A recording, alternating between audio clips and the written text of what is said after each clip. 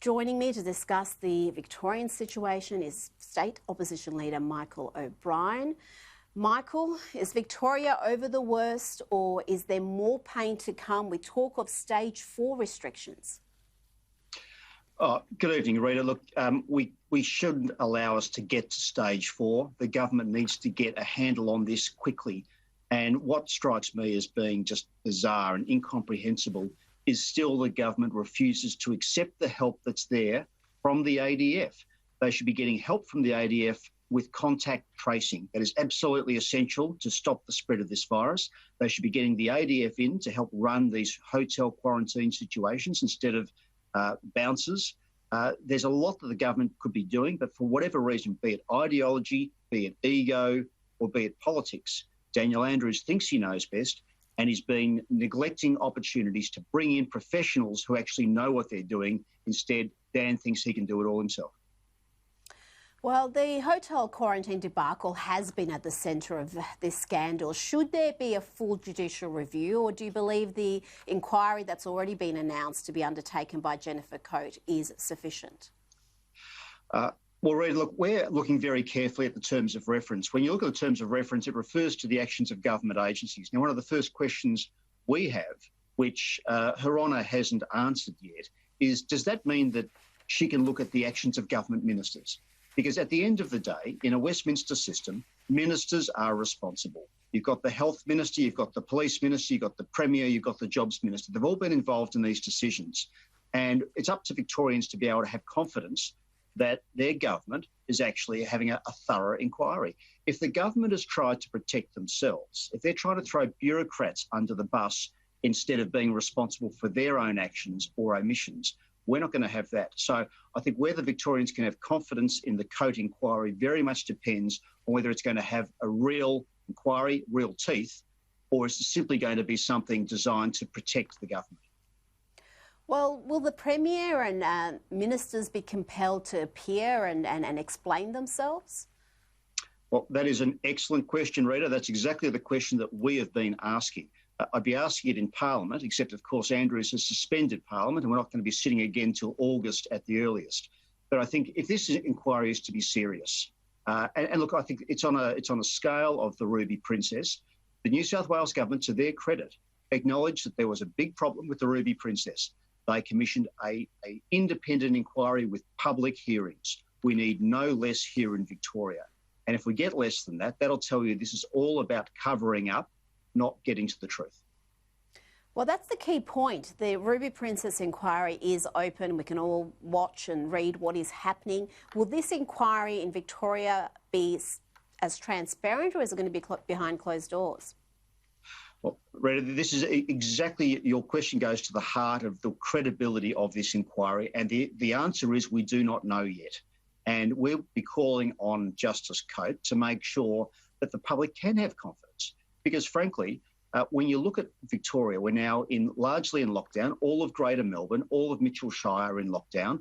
Our border communities to the north with New South Wales have been cut off from that state. Same in South Australia. This is affecting a lot of people's lives. Kids are largely going to have to learn again from home. Businesses have been closed down. People are losing jobs. People are losing their liberty, their ability to go about their normal everyday life because of mistakes that were made by the government.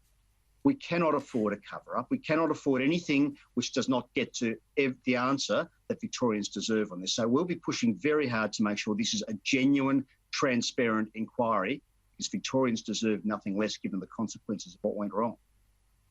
Now, Victorian businesses are struggling to survive under this latest lockdown. Is the state government doing enough to assist them to get through this period? Is there any discussion of reducing payroll tax? Because I'm reading, in fact, payroll tax might be going up. Well, look, as the Shadow Minister for Small Business as well as Opposition Leader, Rita, I took that portfolio because I'm passionate about small businesses, and small business is the heart of the community. If small business does well, the state does well, the country does well.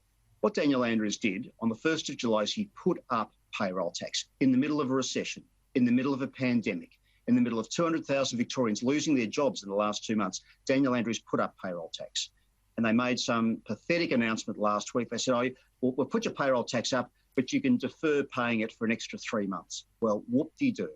I'm sorry. Well, they might not be in business in 3 months. How can a government put up payroll tax when they are imposing a recession effectively on businesses? If you're not able to operate normally, what chance do you have of operating and creating a profit? So it seems remarkable that in that environment they would be increasing payroll tax. Is there any way to reverse that decision, or will there be a rethink? Well, Rita, we're calling on the government to rethink it, but you can tell this is a Labor government run by people who've never owned a business, who've never worked in a business, who've never actually understand how business operates. They just think the businesses run on their own timelines, they just make money, and the government's role is to tax them for it. But payroll tax is a tax on jobs. My Liberal team have said we should be increasing the payroll tax threshold to $10 million this financial year. I don't think any business with a payroll under $10 million should be paying a single dollar of payroll tax. That's how you get the economy restarted. That's how you get jobs back. Daniel Andrews' view is he's more interested in fixing up his revenue problems. He wants to tax small business, increase payroll tax, even at the expense of jobs. And to my mind, that is economic vandalism, and really shows this government just doesn't get how serious this pandemic is and how serious the effect on the economy and small business and jobs has been. Now, this week we're going to have VCE students returning to school. Everyone else will be homeschooling. Will the students be required to wear a mask, as has been recommended, if they're not able to socially distance? And are there enough masks available for kids in schools?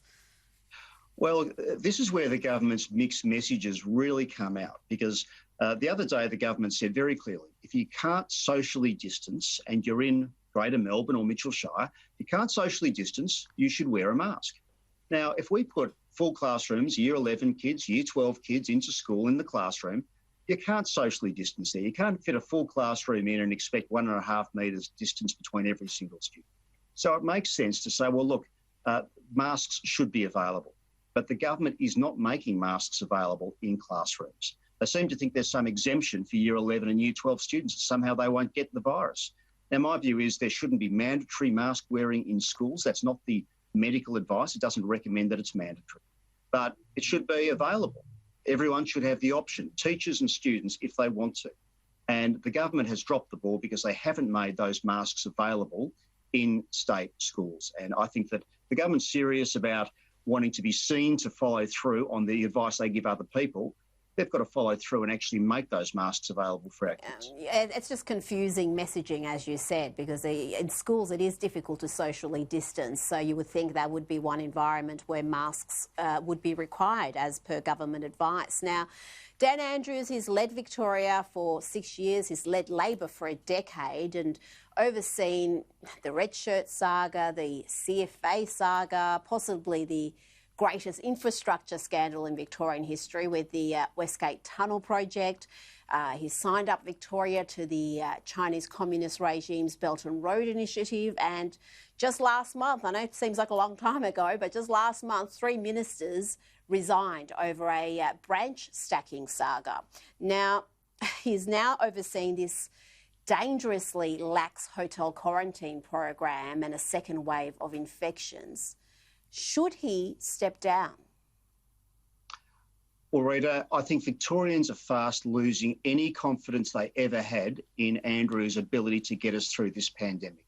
And yeah, I get criticised because I point out problems that Andrews has caused, and I do that because he's required to fix them. It's part of my job as opposition leader is to point out where mistakes are being made so we can get them fixed.